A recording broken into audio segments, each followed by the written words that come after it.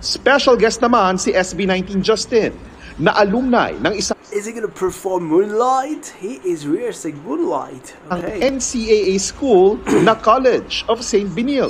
Nakakatuwa po sa feeling kasi parang grabe ilang Yeah, if you guys don't know, our Justin going to perform at the NCAA 100th anniversary show. years ago na nung graduate ako, pero parang yung feeling is nakakabalik ka ulit ng college days, ganon.